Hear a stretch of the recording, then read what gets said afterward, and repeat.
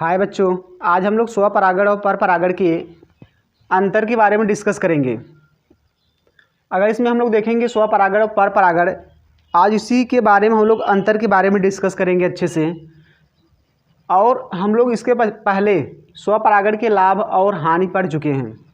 अब इसमें हम लोग क्या करेंगे, स्वपरागण और परपरागण में अंतर के बारे में देखेंगे। तो आओ हम लोग देखते हैं यहाँ पे स्वपरागण और परपरागण में अंतर क्या कैसे है।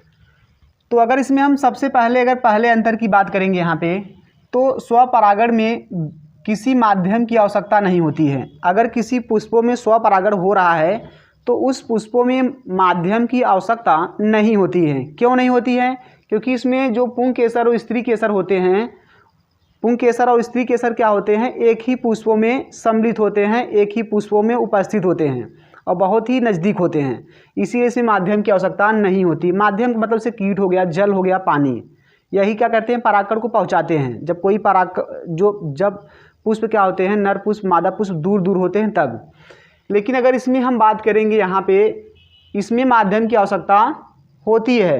क्यों? क्योंकि परपरागण में पुष्प काफ़ी दूर दूर होते हैं, लगभग में 2, 4, 5, 10 किलोमीटर दूर तक भी क्या होते हैं, पुंकेसर और स्त्री केसर क्या होते हैं, उपस्थित होते हैं। इसलिए यहाँ पे माध्यम की आवश्यकता होती है।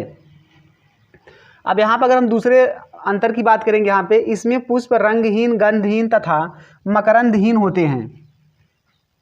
क्यों होते हैं? क्योंकि इसमें कीटों की आवश्यकता नहीं पड़ती है। फिर बता रहे हैं, इसीलिए इसमें पुष्प रंगहीन, गंधहीन और मकरंदहीन होते हैं। अर्थात इसमें न तो रंग होता है, न ही गंध और न ही मकरंद होता है।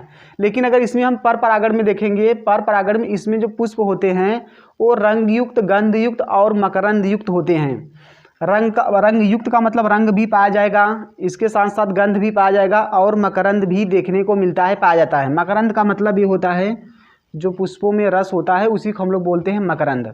अब इसके बाद यहाँ पे हम देखेंगे, यहाँ पे तीसरे अंतर की, तो इसमें पुष्प द्विलिंगी होते हैं। ये भी देखा गया है। अगर स्वपरागण तभी होगा जब पुष्प क्या होगा, द्विलिंगी होगा, क्योंकि उसी का परागकोश से परागकण उसी पुष्प पे पहुँच जाता है। तो स्वपरागण में क्या होता है, पुष्प द्विलिंगी होता है। लेकिन परपरागण में अगर हम देखेंगे तो इसमें पुष्प एक लिंगी और द्विलिंगी क्या होता है, दोनों होता है। बस क्या होता है, पुष्प अलग अलग होता है।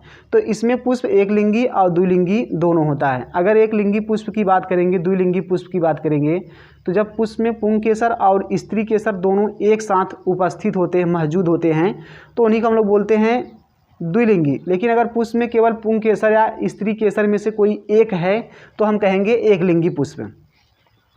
अब यहाँ पर हम देखेंगे चौथे अंतर की बात करेंगे, तो इसमें नए लक्षण वाले पौधे का विकास नहीं होता है। स्वपरागण किसी पुष्प में हो रहा है तो नए लक्षण वाले पौधे का विकास नहीं होता है। क्यों नहीं होता है?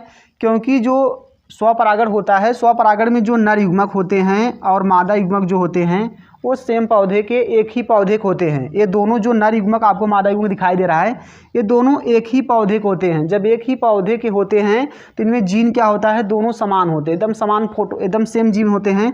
तो इनसे जो बीज बनते हैं, पौधे बनते हैं, वो सेम लक्षण वाले ही होते हैं, उसमें कोई नया लक्षण नहीं होता है। लेकिन अगर हम देखेंगे इसमें परपरागण में, तो इसमें नए लक्षण वाले पौधे का विकास होता है। क्यों होता है?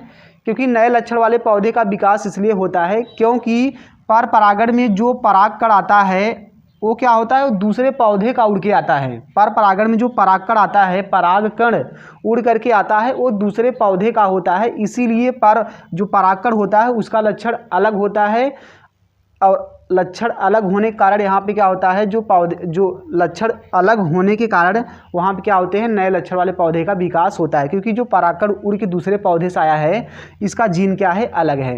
हो गया ना। अब इसके बाद यहाँ पर हम देखेंगे पांचवें अंतर की, तो इसमें पुष्प दूसरे पुष्पों पर निर्भर नहीं होते हैं। क्यों निर्भर नहीं होते हैं? क्योंकि जो स्वपरागण होता है वो एक ही पुष्प में होता है, उन्हें किसी दूसरे पुष्पों की आवश्यकता नहीं पड़ती है। लेकिन अगर यही देखेंगे हम इसमें परपरागण में, तो इसमें पुष्प दूसरे पुष्पों पर निर्भर रहते हैं। क्यों निर्भर रहते हैं?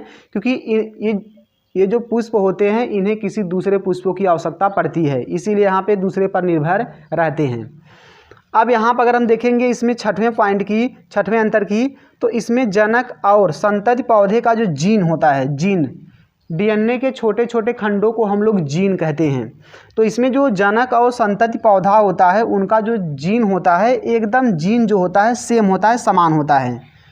जीन समान इसलिए होता है संतति पेड़ में, जो पेड़वा बाटा संतति वाला संतति पौधा है, ये जो जनक पौधा है इससे क्या होता है एकदम समान होता है। इसके अंदर जो जीन है सेम फोटोकॉपी इसके अंदर जीन है 100%।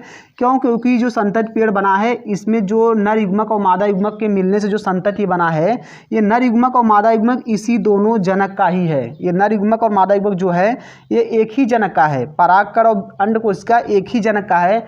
लेकिन अगर इसमें हम देखेंगे इसमें क्या होता है, इसमें जो संतति पौधा बनता है इसमें जनक और संतति पौधे का जीन असमान होते हैं। असमान इसलिए होते हैं क्योंकि जो यहाँ पे कहा गया संतति, जो संतति पौधा होता है, संतति मतलब जब किसी पौधे से नए पौधे बनते हैं उन नए पौधों को हम लोग कहते हैं संतति पौधा, और जिन पौधे से जो बनता है उसको कहते हैं जनक पौधा। तो यहाँ पे जो संतति पौधा है ये जो बना है, ये जनक पौधे जिन पौधे से बना है उनको हम लोग कहते हैं जनक पौधा। तो जो जनक पौधा होता है उसमें क्या होता है, संतति पौधे का जो लक्षण होता है वो अलग होता है। क्यों? क्योंकि जो यहाँ पे जो संतति जो पेड़वा जो नहीं बना बाटे, ये जो पौधा बना है इसमें क्या है, इसमें जो परागकण उड़ के आया है वो दूसरे पौधे का है। एक तो परागकण क्या है नर युग्मक दूसरे पौधे का है, और अंडकोश का क्या है इस जनक पौधे का है। तो यहाँ पे जो परागकण होता है, ये जो संतति पौधा बना है इसमें नर युग्मक और मादा युग्मक दो पौधे का है। इसीलिए जो यहाँ पे इसका जो जीन होता है ये जनक पौधे से क्या होता है अलग होता है। तो आज हम लोग पढ़े हैं स्वपरागण और परपरागण के लाभ। हमें उम्मीद है आप सभी को स्वपरागण और परपरागण अच्छे से समझ में आया होगा। तो बस आज के लिए इतना ही। अगर वीडियो अच्छा लगा हो तो लाइक और सब्सक्राइब और शेयर कीजिए।